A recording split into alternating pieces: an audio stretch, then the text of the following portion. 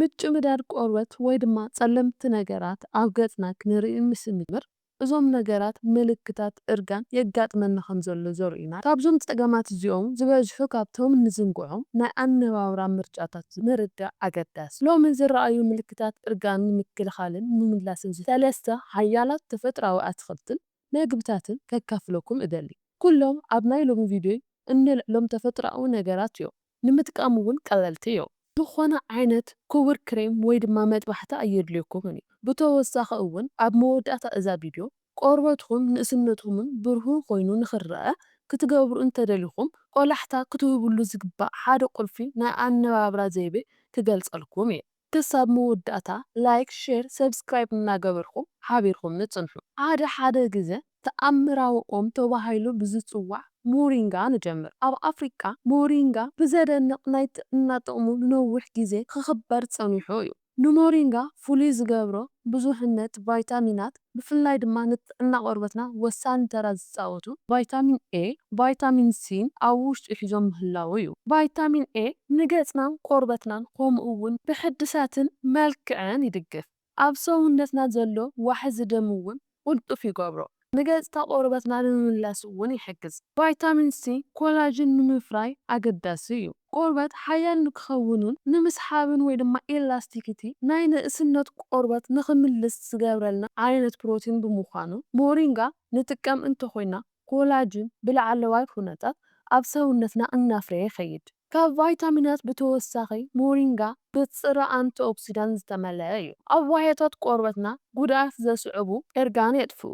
ሞሪንጋ ነዞም ጎዳእቲ ሞለኪላት ብምጥፋእ ካብ ብከላ ካብ ብርሃን ፀሓይ ካብ ካልኦት ከባቢያዊ ፀገማትን ዝተለዓለ ቆርበትና ከይበላሾ ከምኡ እውን እርጋን ከየጋጥመና ይሕግዝ ረብሓ ሞሪንጋ ብግቡእ ንምርካብ እቲ ዝቐለለ ውፅኢታውነት መንገዲ ከም ሻሂ ምስታይ እዩ ቆጽልታት ብምድራቕ ብቐጥታ ምድቃቕ ወይ ድማ ምጥሓን ከምኡ እውን ንብዙሓት ደቃይቕ ኣብ ውዑይ ማይ ምጽናሕ ነዚ ሻሂ እዚ ኣዘውቲርካ ምስታይ ቆርበትና ካብ ውሽጢ ናብ ወጻኢ ንኽድግፍ ይገብር ትሕዝትኡ ናብ ልስሉስ ንክቕየር ይገብር ምጭምዳድ እውን እናነከየ ጥዑይ ቆርበት ንክህልወና ይገብር ዝምረጡ ሰባት ድማ ናይ ሞሪንጋ ሕሩጭ ናብ ምግብታት ወይ ድማ ጥሟዓትን ክውሰኽ ይከኣል እዩ እዚ ድማ ንመዓልታዊ ኣጠቓቕማ ኩሉ መዳዊ ተኽሊ ይገብሮ ሞሪንጋ ምውሳድ ወይ ድማ ኢሪቴሽን ቆርበት ወይ ድማ ቁጥዐ ክህድእ ይገብርን ሓፈሻ ጥዕና ቆርበት ከብል ይኽእልን እዩ እዚ ድማ ንመዓልታዊ ንጥፈታትና ጠቓሚ ገይርዎ ኣሎ ብምቕጻል ብዛዕባ መዓር ክንዛረብ ኢና መዓር ተፈጥሮኣዊ ህያው እዩ ጥዑም ጥራሕ ዘይኮነስ ብንጥረ ነገራት ዝተመልአ እዩ ንቆርበትና እውን ተስማዕማዕቲ ካብ ዝኾኑ ምግብታት ሓደ መዓር እዩ መዓር ጠሊ ናይ ቆርበትና ንኸይኣቱ ኣብ ውሽጢ ቆርበትና ንኽጸንሕ ይገብር ቆርበትና ልስሉስን ኩሉ ግዜ ርጥብን ኮይኑ ንኽጸንሕ ናይ ምግባር ዓቕሚ ኣለዎ እዚ ማለት ድማ ኣብ ሰውነትና ብፍላይ ድማ ኣብ ቆርበትና ዝፍጠር ድርቀትን ምስንጣቕን ንምንካይ ይሕግዘና ማለት እዩ ብተወሳኺ መዓር ሓያላት ፀረ ባክቴርያ ባህሪ ኣለዎ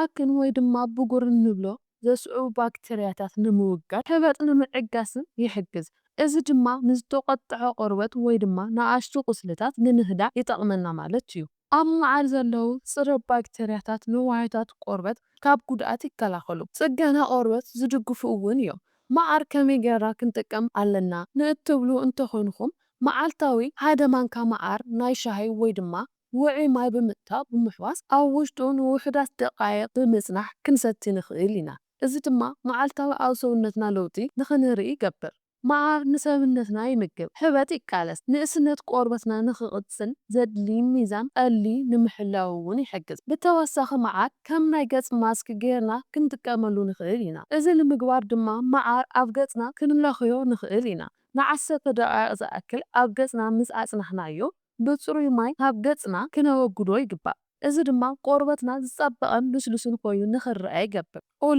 ኦሊቬራ ንቆርበትና ኣዝዩ ልዑል ጥቕሚ ካብ ዘለዎም ኣትክልቲ ሓደ እዩ ኣብ ኦሊቬራ ውሽጢ ዝተፈላለዩ ናይ ጄል ባህሪ ዘለዎም ቪታሚናት አንቲኦክሲዳንትን ንቆርበት ብዓሚቕ ዝጽግኑ ኢንዛይምን ንረክብ ብፍላይ ድማ ቀያሕቲ ሰባት ሰውነቶም ናይ ገጾም ቆርበት ብፀሓይ ዝጉዳእ እንትኾይኑ ኦሊቬራ ኣዝዩ ጠቓሚ ተኽሊ እዩ ኦሊቬራ ፍርያት ኮላጅን ኣብ ሰውነትና ክብ እናበለ ንኽኸይድ ይገብር ቆርበትና ንኽጥንክርን ንኽሰሓብን ናይ ምግባር ባህሪ ኣለዎ ኦሊቬራ ኣዘውቲርካ ምጥቃም ምጥምዳድ ቆርበት የጉድል። ኦሊቬራ ከባቢያዊ ተኽሊ ስለ ዝኾነ ብቐጥታ ኣብ ቆርበትና ምጥቃም ዝበለፀ እዩ። እዚ ንምግባር ድማ ኣብ ኦሊቬራ ዘሎ ቆፅሊ ምቑራፅ ኣብ ውሽጡ ዘሎ ጀል ዝመስል ነገር ድማ ኣብ ሰውነትና ብፍላይ ድማ ኣብ ከባቢ ክሳድና ምልካይ ን15 ወይ ድማ 20 ደቂቃ ዝኣክል ኣብ ሰውነትና ምስ ሓደግናዮ ብጥሩይ ማይ ምሕፃብ ኣብ ሰሙን 2 ወይ ድማ 3 ግዜ እዚ ክንገብር ንኽእል እንተኮይና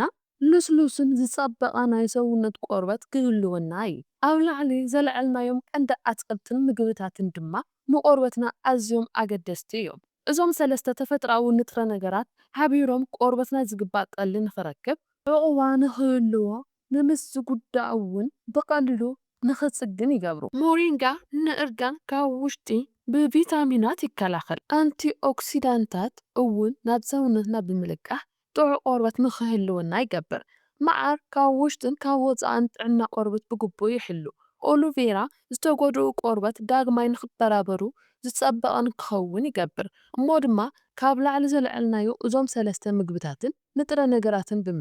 ምጥቃም ጥራይ ዝፀበቐን ዝተስተኻኸለ ቆርበት ክህልወና ይገብር። ካብኡ ነዞም ነገራት ጥራይ ብምጥቃም እሞ ድማ ካብ ላዕሊ ዘለዓልናዮም እዞም 3 ምግብታትን ንጥረ ነገራትን ምጥቃም ጥራሕ ዝፀበቐን ዝተስተኻኸለ ቆርበት ክህልወና ይገብር። ካብኡ ዝሓሸ ግን ናይ ኣነባብራ ዘይቤና ክንቅይር ኣለና። ኣመጋግባና ኣብ ፀሓይ ነሕልፎ ግዜ እንተዕሪናዮ ነተዓራሪ እንተኮይና ቆርበትና ዝፀበቐ ዝተስተኻኸለን ኮይኑ ንክቕፅል ይገብር። እዛ ቪድዮ ሓጋዚት ኮይና ረኺብኩምዋ ክትኮኑ ተስፋ ይገብር። ስለዚ ተመሳሳሊ ትሕዝቶ ዘለዎም ናይ ጥዕና ሓበሬታታት ቶሎ ምእንታን ክበፅሐኩም ድማ ሰብስክራይብ ምግባር ከይትርስዑ። Thank you for watching.